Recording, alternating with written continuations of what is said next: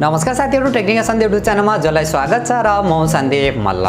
So guys, हजुरहरुलाई याद छ भने केही समय अगाडि चाहिँ मोटोरोलाले चाहिँ आफ्नो दुईवटा कमालका स्मार्टफोन मोटो G60 र मोटो G40 फ्युजनलाई चाहिँ इन्डियन बजारमा लन्च गरेको थियो।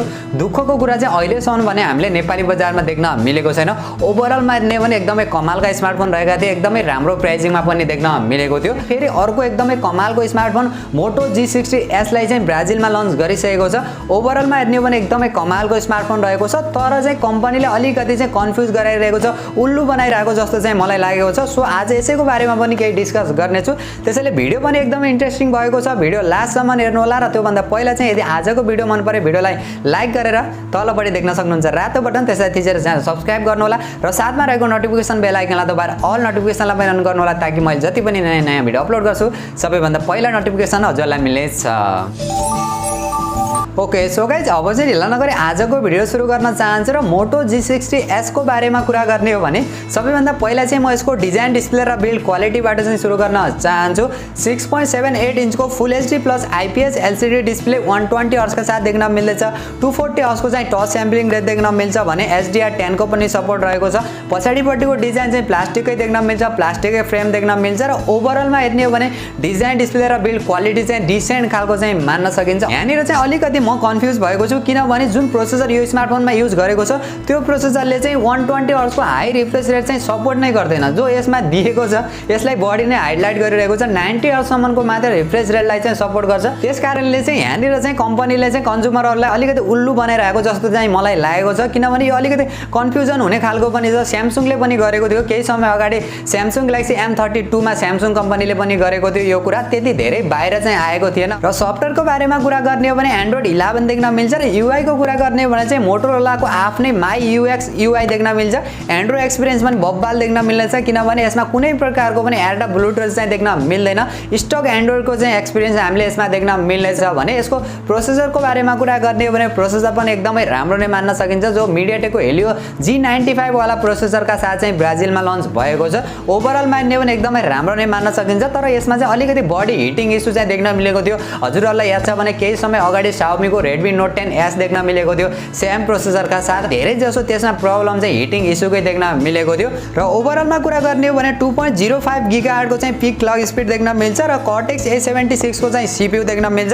आर्म्स माले G77 MC4 को चाहिँ GPU देख्न मिल्छ। ओभरअलमा हेर्ने हो भने पावर एफिसिएन्सी पनि एकदमै राम्रो देख्न मिल्छ।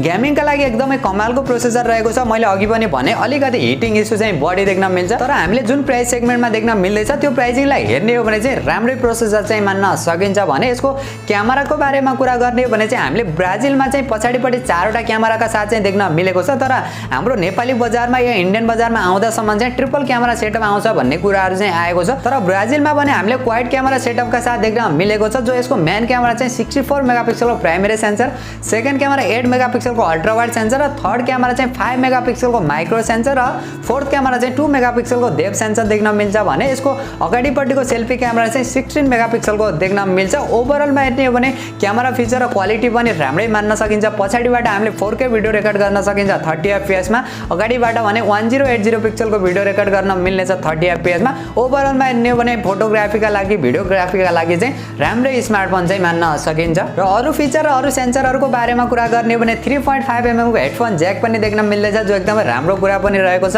साइड माउन्टेड फिंगरप्रिन्ट सेन्सर देख्न मिल्नेछ, फेस अनलक सेन्सर देख्न मिल्नेछ, डेडिकेटेड माइक्रो एसडी कार्डको पनि सपोर्ट रहेको छ भने सिंगल बटम स्पिकर देख्न मिल्छ। यो कुराले अलिकति डिसअपोइन्ट चाहिँ गराएको छ। कमसेकम ड्युअल स्टिरियो स्पिकर दिएको भए चाहिँ अलिकति साउन्ड क्वालिटी चाहिँ बेटर चाहिँ हुन्थ्यो, तर पनि यो हेर्ने हो भने पनि ओभरअलमा एकदमै राम्रो नै मान्न सकिन्छ। ब्याट्रीको बारेमा कुरा गर्ने हो भने 5000 mAh को ब्याट्री देख्न मिल्छ, 50 वाट को fast charger USB type C port देख्न मिल्छ। ओभरअलमा हेर्ने हो भने ब्याट्री ब्याकअप पनि एकदमै राम्रो देख्न मिल्नेछ, तर चाहिँ अलिकति घटाएको छ यो चोटी भने, किनभने यो भन्दा पहिला लन्च भएको मोटो G60 भयो, मोटो G40 फ्युजनमा चाहिँ हामीले 6000 mAh को ब्याट्री देख्न मिलेको थियो। यो चोटी भने 5000 mAh को ब्याट्री दिएको छ, तर पनि 5000 mAh को ब्याट्रीका लागि 50 वाट को चार्जरको जुन कम्बिनेसन रहेको छ एकदमै बबल मान्न सकिन्छ। र भेरिएन्टको बारेमा कुरा गर्ने हो भने चाहिँ ब्राजिलमा एउटा मात्र भेरिएन्टमा लन्च भएको छ, जो 6GB प्लस 128GB, तर त्यहाँ चाहिँ अलिकति महँगो प्राइसमा लन्च भएको छ। त्यसलाई कन्भर्ट गर्ने हो भने जुन प्राइसमा ब्राजिलमा लन्च भएको छ त्यो प्राइसलाई नेपाली प्राइसमा कन्भर्ट गर्ने हो भने लगभग 48-49 हजार चाहिँ हुन जान्छ।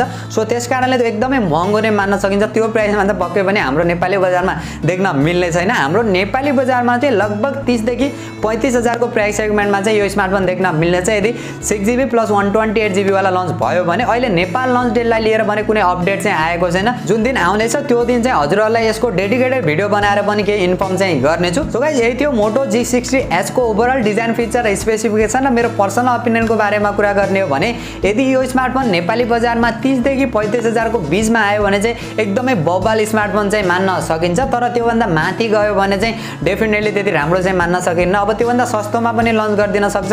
मोटो G60 भयो, मोटो G40 फ्युजन पनि इन्डियन मार्केटमा चाहिँ राम्रै प्राइसमा देख्न मिलेको थियो। तर दुःखको कुरा हाम्रो नेपाली बजारमा अहिलेसम्म पनि लन्च भएका छैनन्। हजुरहरूलाई थाहा नै छ मोटोरोलाले चाहिँ हाम्रो नेपाली बजारमा अलिकति राम्रा स्मार्टफोन चाहिँ लन्च गर्ने गर्दैन।